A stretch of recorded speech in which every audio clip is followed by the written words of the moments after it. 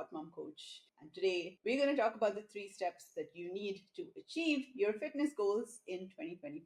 So, let me ask you something, and I want you to be brutally honest with yourself. How many years have you started January with the best intentions, the best goals, the most amount of motivation, only to find yourself in the same spot by December? Or even worse, you've gained even more bad habits and those extra pounds. You are not alone. It happens to so many moms out there. The years just start to kind of blend together, and then you tell yourself next year is going to be different. But I'm going to be honest, if we don't change the way that we approach our goals, 2025 is not going to be any different from any other year. And you're going to have another 365 days to slip you by while we're stuck in the same cycle of frustration, feeling defeated, and then wondering where the fuck did all the time go? Yeah? So I'm not going to sugarcoat it. The consequences of this are very real. So it's not just about the scale, it's about energy, it's about confidence, and it's about showing up for your kids and for your family the way that you want to. Every year that passes without progress, it chips away at your belief that you can actually do this. And you can do this. And today I'm going to show you exactly how. Step number 1, have you ever tried driving somewhere new without a GPS? And this is not for the guys, I know you will do that.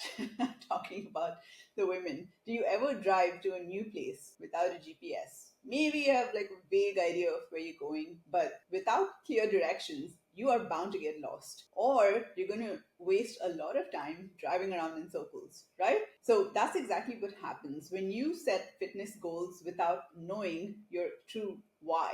And your why, that's your GPS. That's what keeps you going when things get really hard. And trust me, they're going to get hard. So let's dig a little bit deeper here. Why do you want to get fit in 2025? And I'm not talking about like surface level reasons like I want to lose 20 pounds or I want to look better in the swimsuit. Like those things are all great, of course, but they're not going to hold up when it's freezing and you have to get out of your warm blanket and go work out, change into your workout clothes. So here's an example. One of my mom clients, like she wanted to fit into her favorite jeans again, but she realized that her actual why was about having the energy to play soccer with her son in the backyard without feeling tired, without her knees hurting. And it was about showing her kids that taking care of herself is important. So that's what I mean. That's your why. Write it down, right? Make it personal. And then when that motivation starts fading, come back to it like a lifeline. So I put my goals, like I have it up on a big vision board. Some of you have seen that. Like it's a big white board and it is directly in front of me. I look at that board every single day. And I also stick little post-it notes around the house, like on the fridge, on the mirror. And all of this is to remind me constantly of what I need to do, what's necessary to get to my goal. So when I'm not feeling it, I'm constantly reminded everywhere I look. So quick story about another client of mine. She was a mom of 2 and she came to me feeling like completely burnt out. Her why was very emotional. She had lost her dad at a very young age. This was due to preventable health issues, and she didn't want her kids to grow up without her. So she felt that loss so deeply that her why fueled her through those hard days. So every time she wanted to quit, she reminded herself of the promise that she made to her kids. Now, your why doesn't have to be dramatic, okay? But it does have to matter deeply to you. Maybe it's just to have the energy to play with your grandkids someday, or just being a support system for your child when they grow up in this big bad world because you didn't have that from your mom or your dad. So, whatever it is, make your why vivid and keep it front and center. So, step number 2, goals are like the destination, but habits are like the car that gets you there. And honestly, most of us, we focus like way too much on the goal and we don't focus enough on the habits.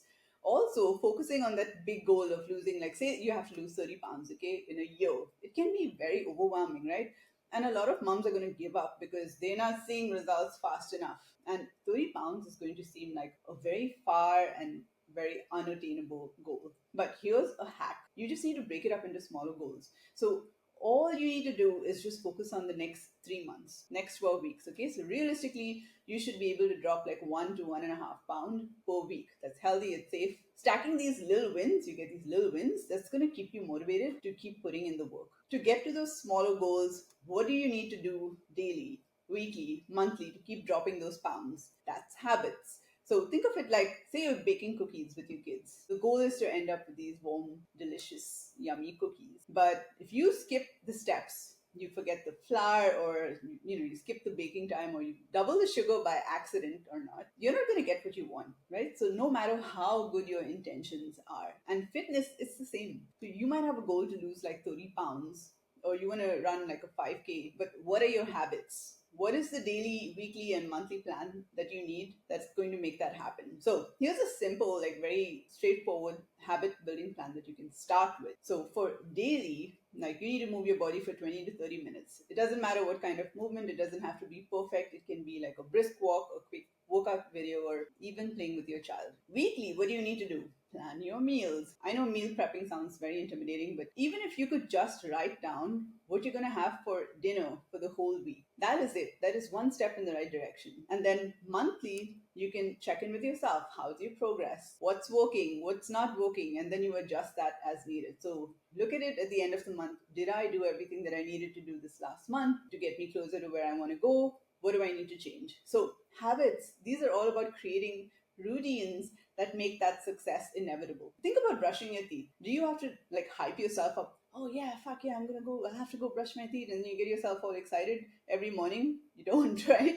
You just fucking go brush your teeth. So the same can be true for your fitness routine if you set up habits that fit your life. Okay, so here's another example. Imagine that you are trying to drink like water, okay, every day, and a goal might be drink 3 liters of water a day, but a habit could be you fill up this 1 liter of water like 3 times a day. Okay, so then you break it up into smaller parts.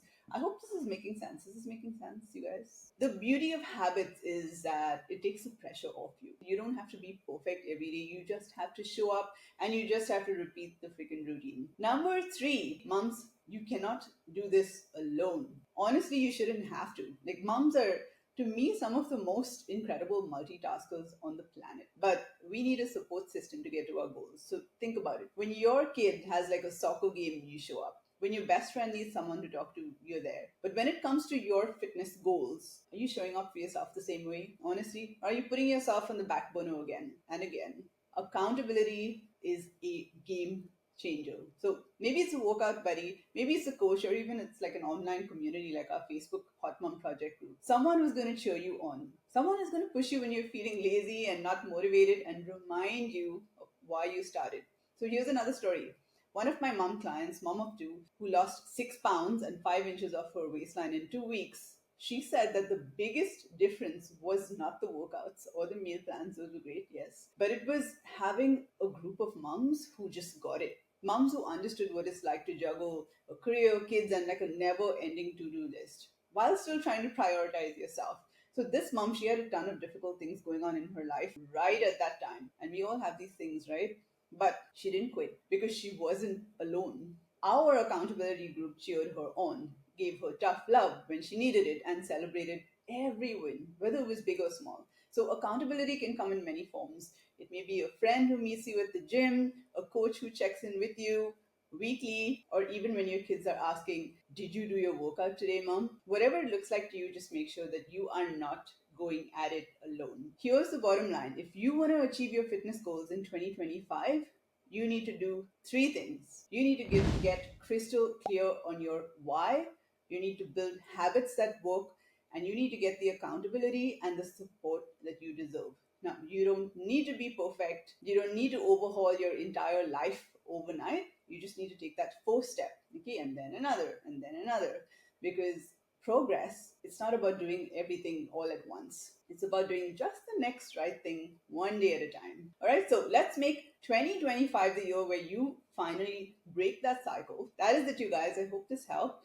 Now, if you need help getting in the best shape of your life without restrictive dieting, just DM me Toned on Instagram at Hot Mom Project 40 plus, 40 as in the number 40, and then plus is the word. And I'll reach out to see if I can help you get in the best shape of your life and keep it. All right, you guys, have the best day ever, and I'll catch you soon.